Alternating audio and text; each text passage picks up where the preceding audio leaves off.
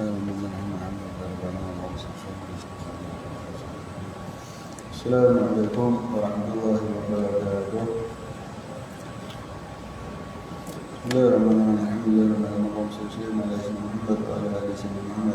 الفاتحة إلى روح سيدنا رسول الله محمد عبد الله صلى الله عليه وسلم إلى أرواح آبائه وأخوانه من الأولياء والمسلمين وآل المغفورين أجمعين ثم إلى أرواح سيدنا ناصر الله من عيسى والسلام عليكم كل محمد بن عبد عليه وجميع سادات الأنبياء عليه وعلى إلى الصالحين خصوصا صاحب المذهب الكتاب سيدنا الإمام الغزالي وأصوله وفقهه ومشايخه وبالحقوق على المعين أن الله يعلي درجته في الجنة وأن الله كثير مثوبات وضاعف حسنتين أجعلنا من حزبهم وينفعنا بأنفع مسرار في الدنيا والآخرة كما لا أرواح والدينا ووالديكم ومشايخنا ومشايخكم وأمواتنا وأمواتكم أجمعين أن الله يجعل مغفرة أن الله ينصر الإسلام والمسلمين ويفرج علينا أجمعين فيدعينا شر الفتن والمحن وظهر منها ما بطن اجعلنا من الناصرين والناشرين في شريعة سيد المرسلين في خير ولطف عافية وأن الله يحفظنا وأهالنا أولادنا وكل من عنا بعلم منا ومن في أحسن الحفظ الدنيا والآخرة أن الله اختمنا بالحسنى وهو راض عنا وإلى حضرة النبي سيدنا محمد رسول الله صلى الله عليه وآله وصحبه وسلم الفاتحة. أعوذ بالله من الشيطان الرجيم. بسم الله الرحمن الرحيم. الحمد لله رب العالمين الرحمن الرحيم مالك يوم الدين إياك نعبد وإياك نستعين اهدنا الصراط المستقيم صراط الذين أنعمت عليهم غير المغضوب عليهم ولا الضالين آمين. بسم الله الرحمن الرحيم. الحمد لله رب العالمين والصلاة والسلام على أشرف الأنبياء والمرسلين سيدنا محمد وعلى آله وصحبه أجمعين. اللهم صل وسلم على سيدنا محمد عبدك ورسولك النبي الأمي وعلى آله وعلى علمك.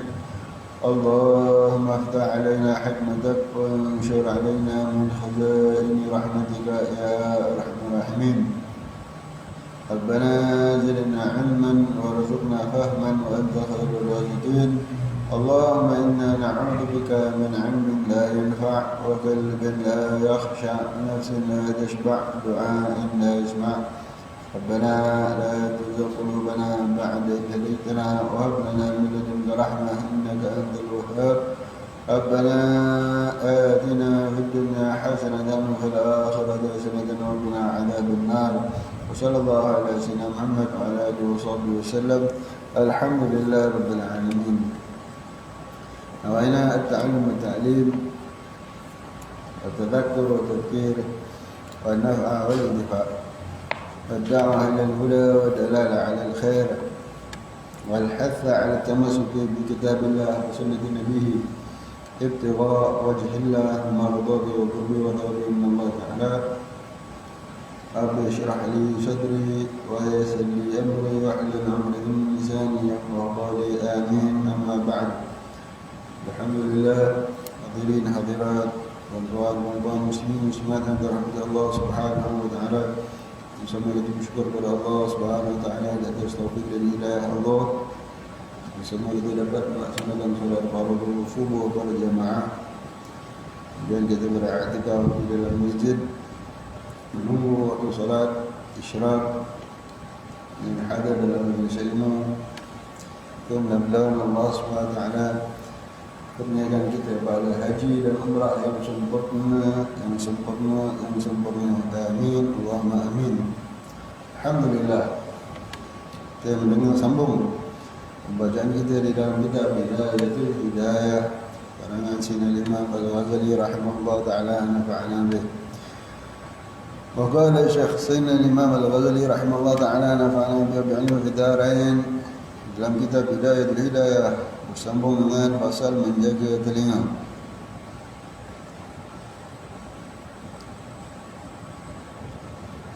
Hendaklah engkau jaga telingamu daripada mendengar perkara bid'ah atau seumpamanya, atau perkataan yang jahat, atau perkataan yang sia-sia, atau menyebut-nyebut kejahatan orang lain. Sebenarnya telingamu diciptakan oleh Allah Subhanahu wa taala untuk engkau dapat mendengar akan Al-Quranul Karim dan hadis-hadis Rasulullah sallallahu alaihi wasallam dan hikmah-hikmah para awliya. Maka gunakanlah telingamu untuk mendengarkan ilmu pengetahuan, sehingga dengan ilmu itu engkau dapat mencapai kerajaan yang kekal dan kenikmatan yang abadi di dalam syurga. Dan apabila engkau menyalahgunakan nikmat pendengaranmu, seperti engkau mendengarkan akan maksiat, maka bermakna engkau telah mengkhianati terhadap dirimu sendiri dan engkau menyalahgunakan suatu alat yang sepatutnya engkau gunakan untuk mencari keuntunganmu. Maka inilah yang dinamakan rugi yang sebenarnya. Dan janganlah engkau berkata bahawa dosa memperkatakan orang itu hanya tertentu bagi orang yang berkata sahaja, tapi dosa itu juga akan terkena kepada orang yang mendengar perkataan itu. Sabda Rasulullah sallallahu alaihi wasallam, "Innal mustami'a syarikul ghail wa huwa ahadul murtabain."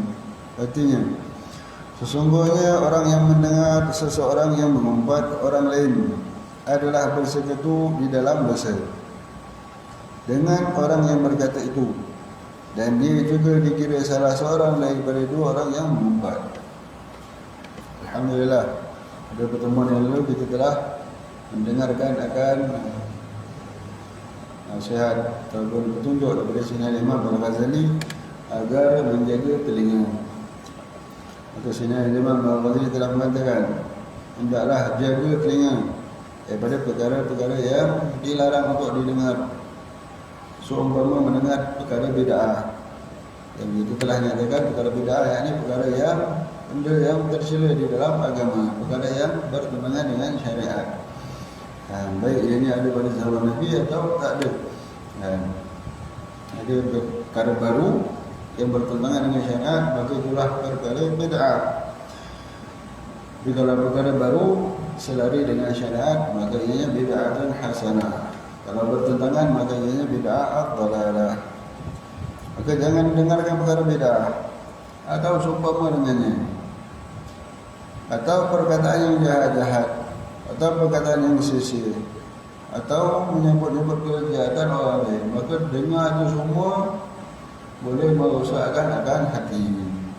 Mendengar akan perkara bid'ah, mendengar perkataan-perkataan yang jahat, semuanya akan merosakkan hati, semuanya akan menyebabkan dosa, semuanya akan mendatangkan kerugian. Kalau orang itu tak menjaga telinganya daripada mendengar perkara-perkara tersebut, maka telinganya ditakuti akan mendengar akan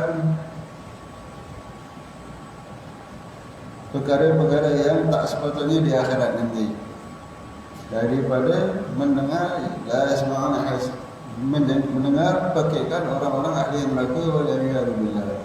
Pakaikan ahli neraka akan didengar jauh 1000 tahun mungkin perjalanan sebelum sampai akan didengar wal iyadzubillah.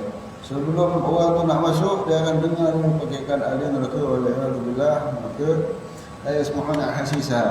Dan orang-orang yang dipelihara oleh Allah, orang yang kat dunia dia menjaga telinganya daripada perkara yang haramkan oleh Allah, maka kat akhirat Allah SWT akan memelihara dia daripada perkara yang mengerikan. Dan la yasma'una hasisah. Tak, mereka yakni orang-orang yang selamat ini tak mendengar tempekan-tempekan. La yasma'una hasisah. Yang tak mendengar akan pekikan-pekikan, tempekan-tempekan ahli neraka wal iyadzubillah. Mudah-mudahan Allah SWT memelihara kita. Maka telinga Allah SWT telah ciptakan. Allah SWT memurniakan telinga. Sebenarnya telingamu diciptakan oleh Allah untuk mendengar, agar engkau mendengarkan Al-Quranul Karim. Tujuan apa Allah SWT kurniakan kita akan pendengaran? Maka Allah SWT ciptakan, kurniakan kepada kita pendengaran agar dapat mendengar Al-Quranul Karim. mendengarkan akan hadis Rasulullah sallallahu alaihi wasallam dan mendengarkan akan hikmah para aulia serta mendengarkan akan ilmu pengetahuan yang dengan ini itu engkau dapat mencapai kerajaan yang kekal dan kenikmatan yang abadi. Bila satu orang menggunakan telinganya untuk selalu mendengarkan akan ayat Al-Quran, walaupun tak faham tetap dapat ganjaran. Walaupun tak faham tetap akan dapatkan cahaya-cahaya yang akan masuk ke dalam hatinya. Itu kalau tak faham. Kalau dengar dengan faham, maka akan mendapatkan ganjaran yang lebih besar daripada Allah SWT. Satu orang yang membaca Al-Quran, maka ganjarannya 100 kalau dia berwuduk dalam solat setiap huruf. Kalau baca ketika duduk 50 setiap satu huruf. Kalau dia baca di luar solat 25. Kalau baca tanpa wuduk dapat 10. Kalau mendengarkan bacaan orang, maka dia dapat 1. Setiap huruf dapat ganjaran 1. Itu kalau dengar saja tanpa dia tadabbur. Tapi kalau dia tadabbur, dengan dia bertadabbur itu menghasilkan akan iman, maka ganjarannya jauh lebih besar. Kerana dah jadi amalan hati. Kalau bukan jadi amalan telinga saja. Kalau amalan telinga saja dia dengar saja, tak faham pun dia dengar saja, maka setiap satu huruf yang dia dengar dapat ganjaran 10. Kalau ayat Al-Quran. Maka begitu hadis Nabi SAW. Maka kita hendaklah sering didengarkan dengan Al-Quran Al-Karim, hadis-hadis Nabi SAW dan perkataan para ulama as-salihin. Ketika ucapan ini, 3 perkataan ini semuanya bercahaya. Semuanya bercahaya. Kalau kita dengar akan memberikan cahaya di dalam hati. Kalam Allah, kalam Rasulullah sallallahu alaihi wasallam dan kalam ulama as-salihin min ahlillah. Daripada kalangan wali-wali Allah, orang-orang yang beramal dengan ilmunya. Ketiga kalam ini bercahaya. Satu orang salihin, ada satu orang yang mata zahirnya putih. Tapi kalau dibacakan dengan kalam Allah tanpa kalam Rasul, kalam ulama salihin, dia boleh tahu. Lalu dia tanya, macam mana Pak Cik boleh tahu? Pak Cik tak nampak Ustaz. Tapi macam mana boleh tahu bezakan antara kalam Allah, kalam Rasul dengan kalam ulama salihin dengan kalam ulama yang tak soleh? Dia mengatakan kalau kalam Allah dibacakan, aku dapat melihat umpama macam satu cahaya yang besar dan terang. Tapi kalau kalam Rasulullah, cahaya yang terang juga, tapi tak macam yang pertama. Kemudian kalau dibacakan kalam ulama salihin al-amilin yang beramal dengan ilmunya, cahaya yang terang juga yang aku lihat, tapi tak macam yang kedua. Tak macam yang pertama dan yang kedua. Jadi kalau dibacakan kalam ulama yang tak beramal dengan ilmunya, maka yang keluar itu gelap. Yang keluar itu gelap. Maka kalam Allah, kalam Rasul, kalam ulama salihin, maka ini jadi teman kita selalu gunakan telinga untuk mendengar. Maka di Hadramaut, Yaman, di Bukit Jarib, para ulama amalan kehidupan seharian mereka begitu. Setiap hari mendengar sama ada ada dalam majlis ilmu yang akan dibacakan kalam Allah, kalam Rasul. Sering hari-hari majlis-majlis mereka tafsir, hadis, kitab fiqh dan yang dari kitabnya yang banyak kitab tasawuf ataupun kitab-kitab nasihat ulama-ulama soleh terdahulu. Itu jadi rutin amalan harian. Rutin amalan harian, kelasnya begitu. Gila-gila setiap minggu. Setiap minggu dah ada jadual. Sepanjang tahun begitu jadual harian. Sejak bila jadual-jadual itu dah berjalan? Sejak ratusan tahun. Daripada zaman Syekh Salim Bafadl, guru kepada Sayyidina Fakih Muqaddam. Dan daripada itu sebelum itu lagi daripada zaman sahabat yang mula bawa masuk Islam berbagai jadi, maka begitu jadual mereka. Sebutkan lagi dengan kalam Allah, kalam Rasul, kitab fiqh daripada ulama salihin, dan kalam nasihat daripada ulama-ulama salihin. Maka begitu. Maka ini semua yang percaya. Mereka punya khutbah Jumaat mereka pun teks yang sama sepanjang tahun. Kalau Masjid Jami' menggunakan khutbah Ibn Nabatah, khutbah Ibn Nabatah, teks yang dah dibukukan sepanjang tahun, baca teks yang sama.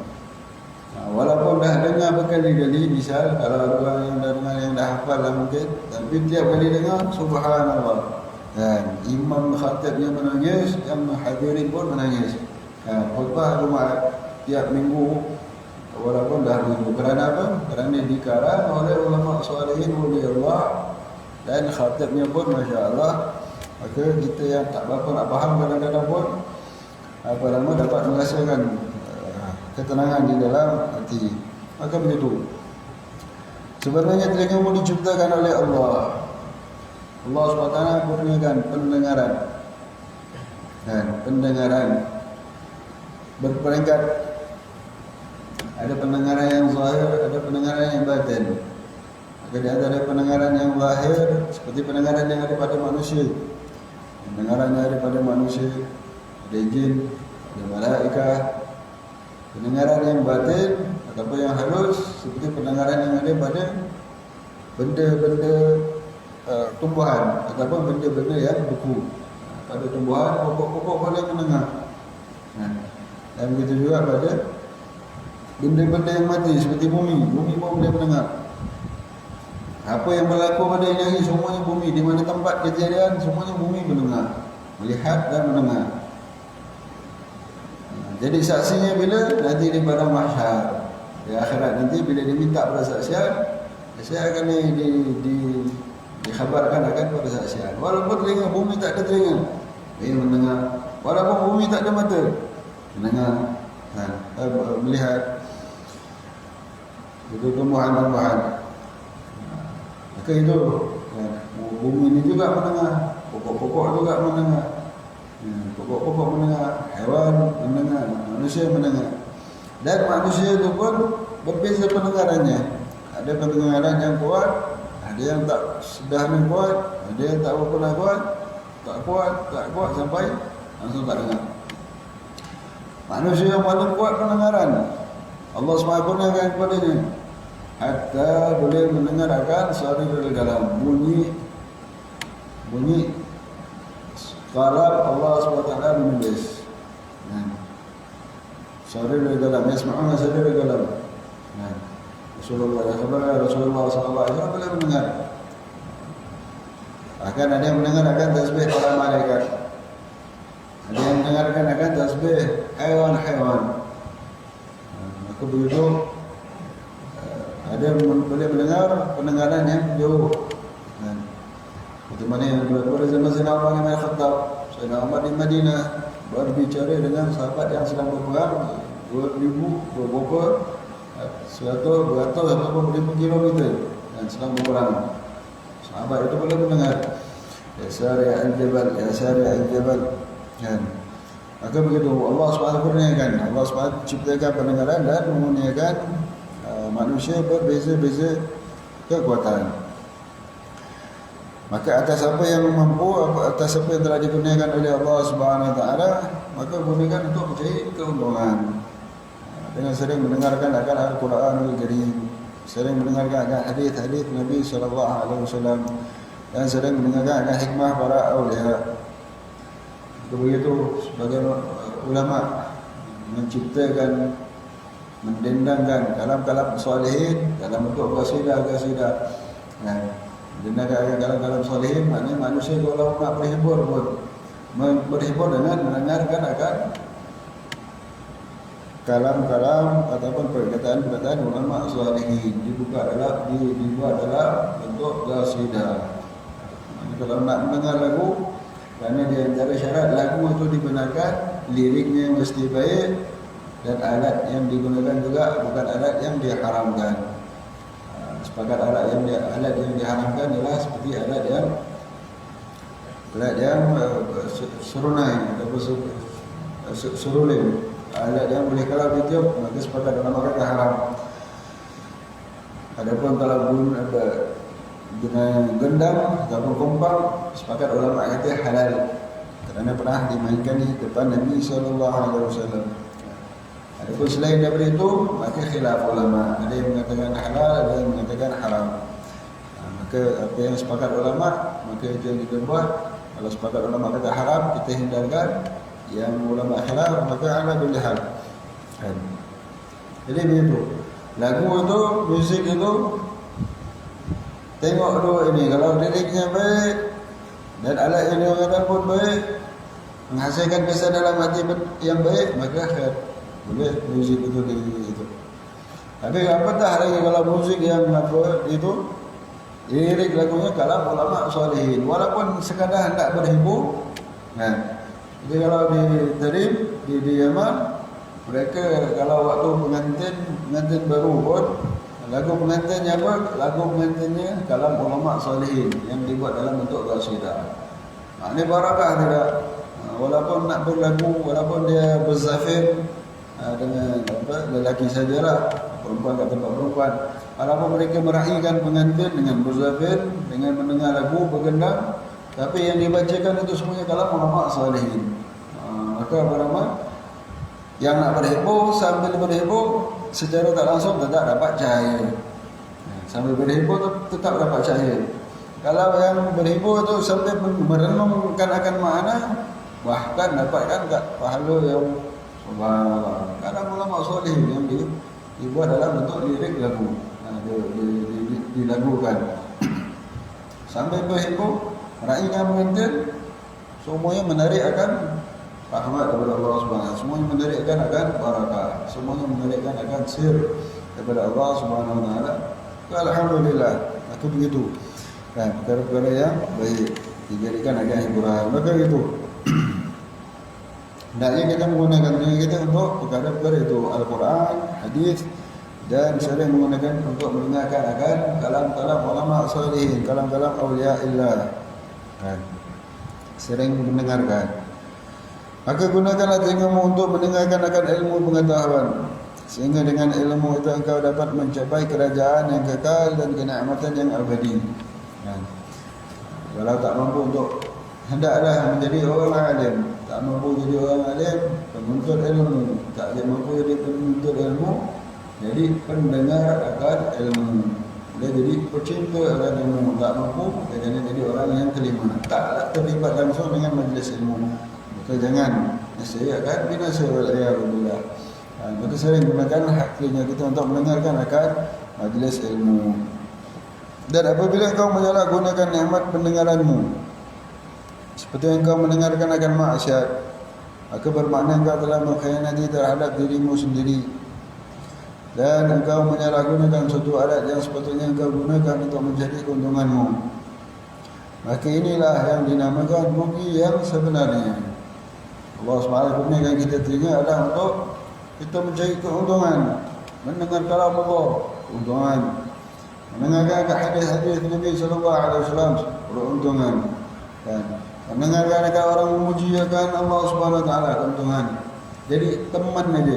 Dan satu hari Sayyidina Abdullah bin Rawaha, Sayyidina Abdullah bin Rawaha suka panggil satu orang sahabat, duduk kita beriman sebentar.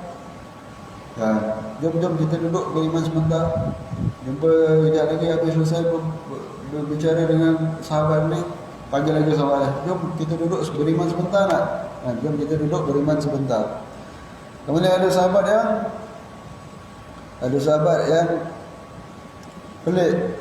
Apa dibuat oleh sahabat ni, Sayyidina Abdullah bin Rawaha ni, mengadu kat Rasulullah, ya Rasulullah, sahabat kita ni buat benda yang pelik lah. Apa yang dia buat? Dia suka panggil orang untuk duduk, ajak beriman sebentar. Ceritanya apa? Ceritanya cerita tentang kebesaran Allah, keagungan Allah. Kita kan dah beriman. Apa beriman sebentar ni?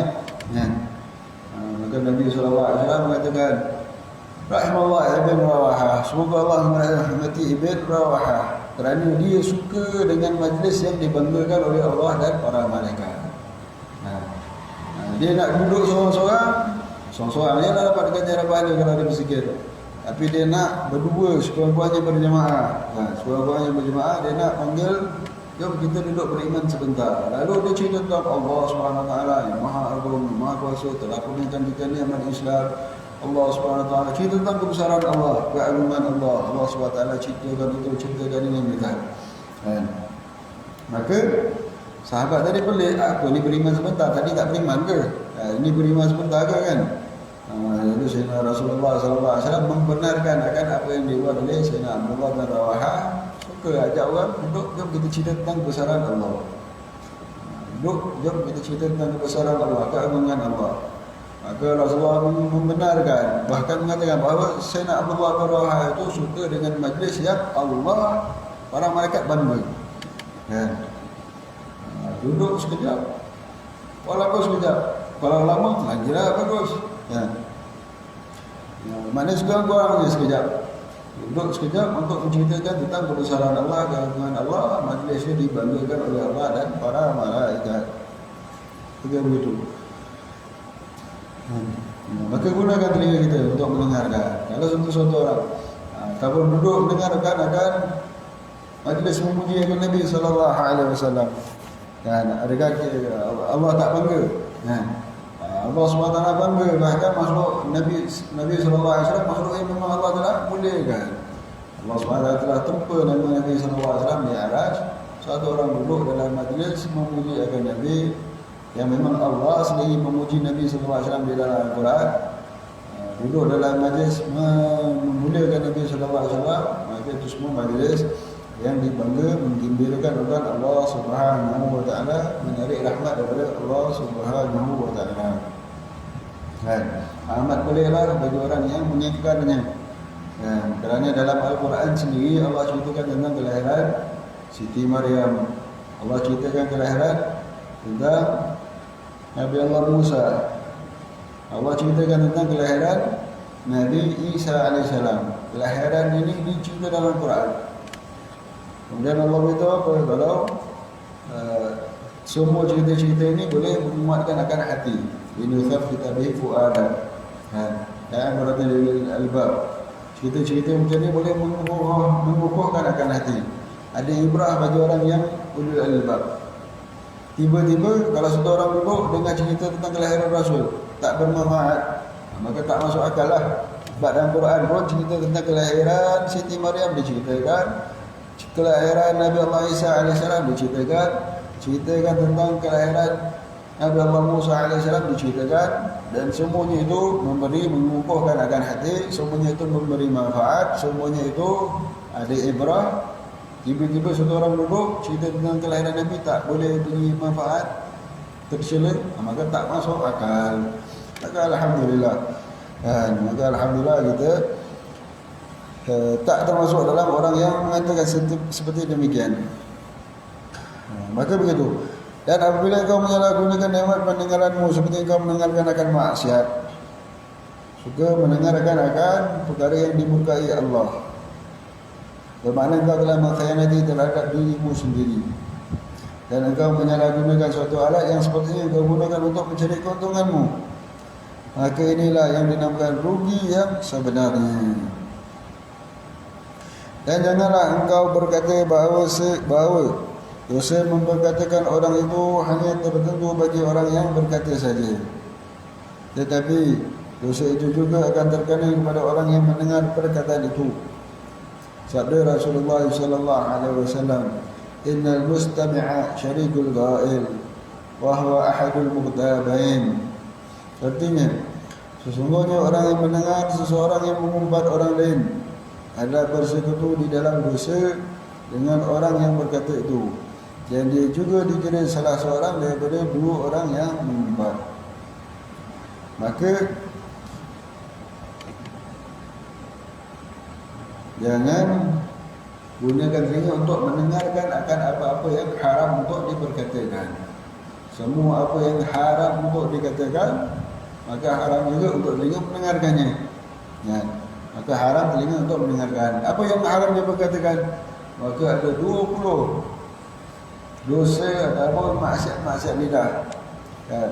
ada 20 maksiat lidah, maka apa nama, ada 20 maksiat yang lidah, maka haram untuk diperkatakan, maka haram untuk didengarkan. Maka haram untuk kita mendengarkan akan apa-apa yang haram untuk diperkatakan. Seperti yang disebutkan oleh sini Imam Ghazali di sini, seperti haram mendengar akan dosa memperkatakan orang lain mengumpat. Walaupun kita tak cakap, walaupun kita tak mengumpat, tapi kita menjadi makmum ataupun jadi tukang teman. Seperti satu orang tadi jadi teman kepada satu orang nak berbicara tentang kemuliaan Allah, dia tukang temankan, tukang dengarkan. Maka al-mustami' syarikul ghail, orang yang mendengar sama macam orang yang tukang bercakap. Maka orang yang bercakap ni mula mengagungkan Allah, orang yang mendengar pun dapat ganjaran yang sama, dibanggakan oleh Allah SWT dan para malaikat. Begitu juga sebaliknya. Satu orang nak mengumpat, Allah SWT mengharamkan perbuatan mengumpat, dia jadi tukang teman kan. Jadi tukang teman kepada orang yang nak mengumpat, maka dia termasuk salah seorang yang mengumpat juga. Saya tak mengumpat, saya dengar aja, dia yang cakap solat. Maka awak kalau tak ada, orang tadi, kawan tadi, dia tak mengumpat, tak mengumpat, dia awak tukang teman kan, maka dah termasuk mendapat dosa mengumpat. Termasuk mendapatkan kan dosa mengumpat. Maka innal mustami' syarikul ghail wa huwa ahadul mughtabain. Sesungguhnya orang yang mendengar seorang yang mengumpat orang lain ada bersekutu di dalam dosa dengan orang yang berkata tadi, dan dia juga dikira salah seorang daripada dua orang yang mengumpat. Maka hendaklah kita jaga telinga kita daripada termasuk orang yang mendengarkan ada orang yang mengumpat. Maka sepatutnya dia cegah. Sepatutnya kalau ada sahabatnya yang mengumpat, patutnya dia cegah. Ini perbuatan yang mungkar. Sepatutnya dia cegah, minta tukar topik cerita lain, tukar topik cerita lain. Kenapa? Kalau dia tak mampu, akan ada dia benci dalam hati, kemudian dia beredar daripada situ. Dia beredar daripada tempat mengumpat itu tadi. Kalau dia tak mampu nak tegur orang yang terhormat misal, ataupun dia tak ada kekuatan untuk menegur, maka hendaklah dia benci di dalam hati. Dan hendaklah benci dalam hati dan bukan beredar. Tak boleh tegur-tegur. Itu yang terbaik, menegur daripada jangan sampai mengumpat saudara Muslim. Besar kesalahannya. Termasuk daripada maksiat lidah. Maka dari sini Imam Ghazali menyambung dengan maksiat lidah, menjaga akan lidah. Allah SWT telah menciptakan bagimu akan lidah supaya engkau dapat berzikir dengannya, dan supaya engkau dapat membacakan Al-Quran, membimbing manusia ke jalan kebenaran, dan supaya engkau dapat melahirkan perasaan dan kehendakmu, baik dalam urusan dunia ataupun urusan akhiratmu. Maka apabila engkau menggunakan lidahmu bagi tujuan yang lain daripada yang dimaksudkan oleh Allah Subhanahu Wa Taala, bermakna engkau tidak bersyukur terhadap nikmat yang diberikannya kepadamu. Lalu sini Imam Ghazali menyambung dengan menjaga akan lidah, yang mana Allah SWT kurniakan kita lidah untuk kita sering berzikir, berterusan berzikir, zikrullah. Kenapa tak didahulukan Al-Quran? Kerana Al-Quran ada hadnya. Ada ketika diharamkan waktu untuk baca Al-Quran. Ada ketika diharamkan waktu untuk membaca Al-Quran, khususnya wanita. Ataupun lelaki dalam keadaan berjunub, ada ketika diharamkan haram untuk membaca Al-Quran. Kalau baca tak dapat pahala. Kalau berjunub, kalau terlupa tak berdosa tapi tak dapat pahala. Satu orang terlupa misal malam tadi pernah berjunub, pagi bangun terlupa nak mandi misal, solat. Sebenarnya solatnya tak dapat pahala. Dosa tak dosa sebab tak sengaja. Solatnya ada pahala, tak ada pahala kecuali pada bacaan zikir. Kecuali pada bacaan zikir yang diucapkan. Fatihah yang dibaca tak jadi pahala. Sebab tu ayat Quran, dia berjunub baca Quran tak dapat pahala. Tapi kalau zikir Zikir yang dia baca dapat pahala. Itu yang dikatakan oleh para ulama. Maka Allah SWT gunakan kita ciptakan lidah untuk kita supaya dapat berzikir dengannya. Zikir bila Allah perintahkan udhkurullah dzikran katsira. Allah perintahkan untuk kita berzikir dengan zikir yang banyak. Berterusan berzikir. Berterusan untuk berzikir. Apa zikir yang nak dibaca? Apa yang telah zikir yang diajarkan? Sama ada subhanallah, alhamdulillah, la ilaha illallah, Allahu akbar. Sahabat Nabi 4, Sayyidina Abu Bakar, Umar, Uthman, Ali. Salah seorang ni mereka masing-masing punya keseronokan salah satu daripada zikir. Sayyidina Ali banyak alhamdulillah. Sayyidina Abu Bakar la ilaha illallah. Bila kalau satu orang bercakap, dia akan zikir la ilaha illallah, la ilaha illallah, la ilaha illallah, la ilaha illallah. Kemudian dia bercakap. Kemudian kalau orang itu bercakap balik, dia mendengar, sambil mendengar, mulutnya la ilaha illallah, la ilaha illallah, la ilaha illallah. Berurusan. Sayyidina Abu Bakar, Sayyidina Umar, begitu, Allah Akbar. Sayyidina Uthman, subhanallah. Pasal 4 sahabat Nabi SAW ada 4 zikir dan masing-masing mereka takluk lebih. Mereka ada takluk lebih. Bagi kita, bagi umat akhir zaman digalakkan kita berzikir dengan 3 zikir.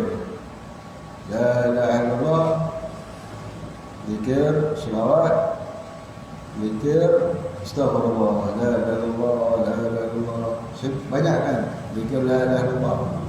Banyakkan zikir selawat dan banyakkan zikir astaghfirullah.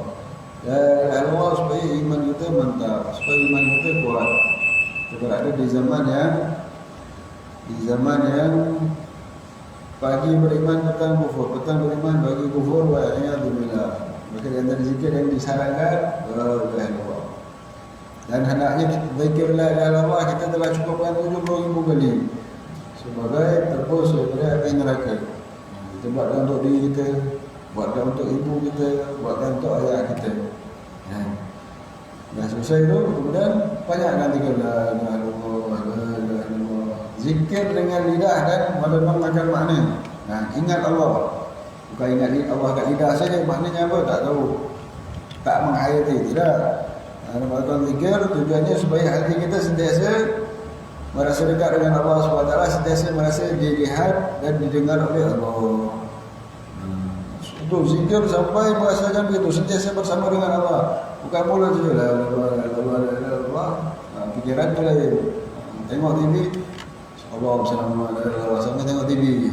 Sambil tu kejap lagi maki boleh. Tak kenalah. Sebab apa? Sebab hatinya itu tak merenungkan makna. Zikir supaya ingat Allah, supaya merasa dekat dengan Allah, supaya merasakan sedang dilihat Allah, sedang Allah mendengar kita. Dan begitu keadaan setiap saat begitu. Allah sentiasa melihat, Allah sentiasa mendengar. Itu kehadiran. Jika orang merasakan kehadiran dengan Allah, merasakan Allah begitu hampir ini sentiasa mendengar, sedang melihat. Allah sedang melihat dia, Allah sedang mendengarnya. Apa yang ada dalam hatinya diketahui oleh Allah. Maka itu orang itu sedang merasakan kehadiran dengan Allah. Lalu kalau dia nak minta apa, dia tak minta. Dia tak minta apa nama dengan maka dia merasakan sedang begitu hampir dengan Allah SWT. Maka begitu berfikir sampai merasakan kehadiran ini dengan Allah SWT. Itu yang kita dituntut. Maka dituntut untuk berzikir dengan lisan dan juga janan. Dengan berzikir dengan lidah dan juga berzikir dengan hati.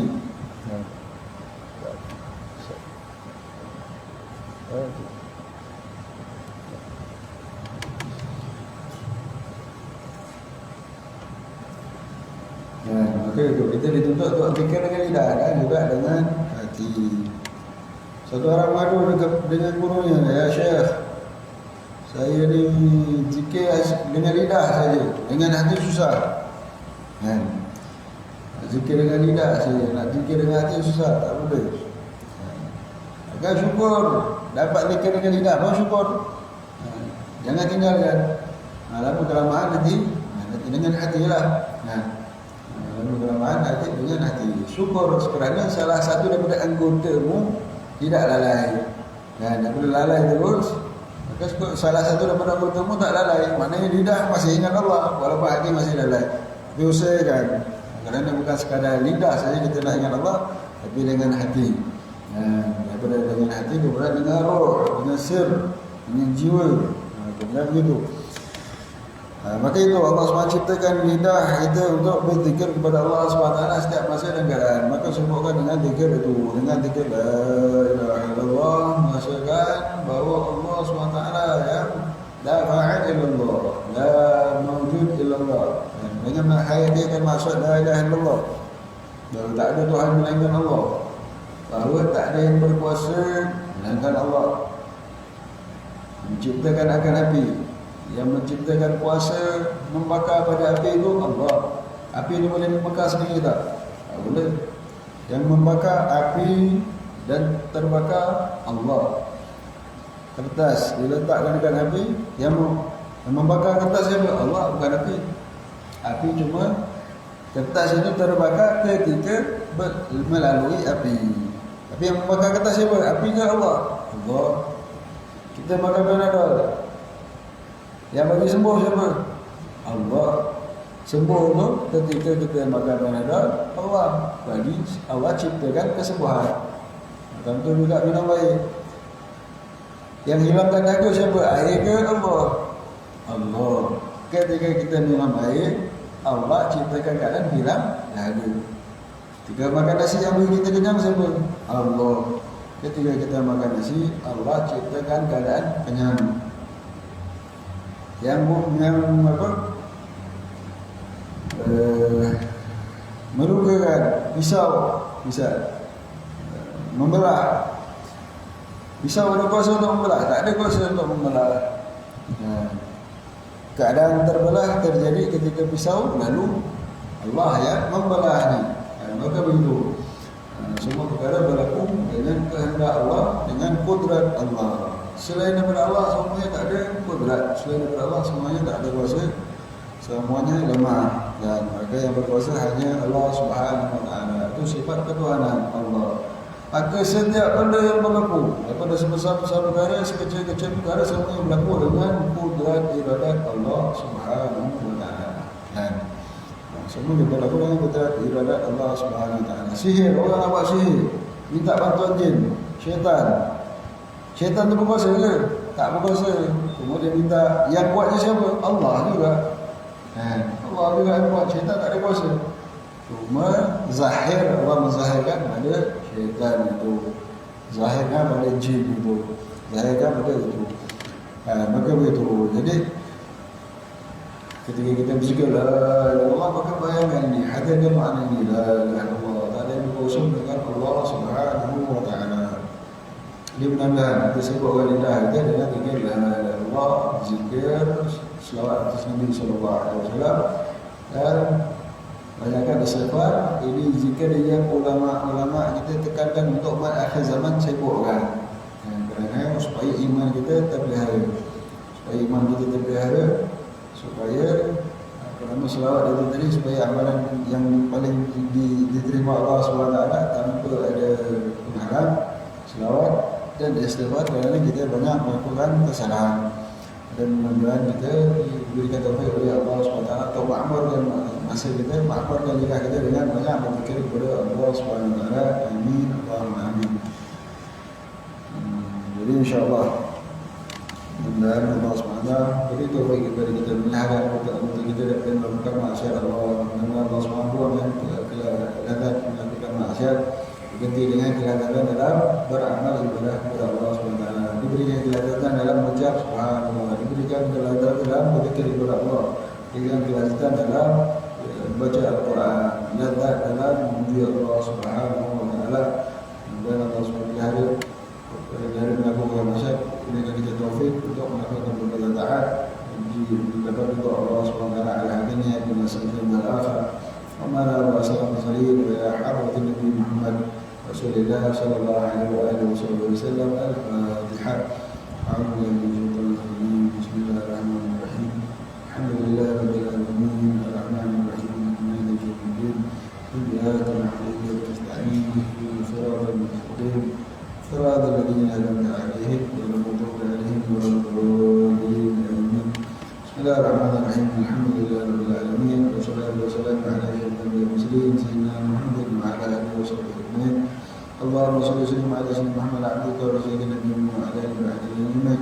اللهم اهدنا بهداك واجعلنا ممن يسارع في رضاك ولا تولنا وليا سواك ولا تجعلنا ممن خلف أمرك وعصاك وحسبنا الله ونعم الوكيل ولا حول ولا قوة إلا بالله العلي العظيم. ربنا آتنا في الدنيا حسنة وفي الآخرة حسنة وقنا عذاب النار.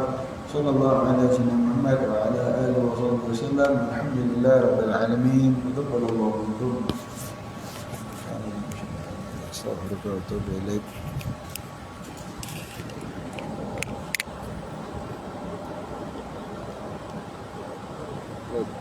Ayo, ngomong musuh.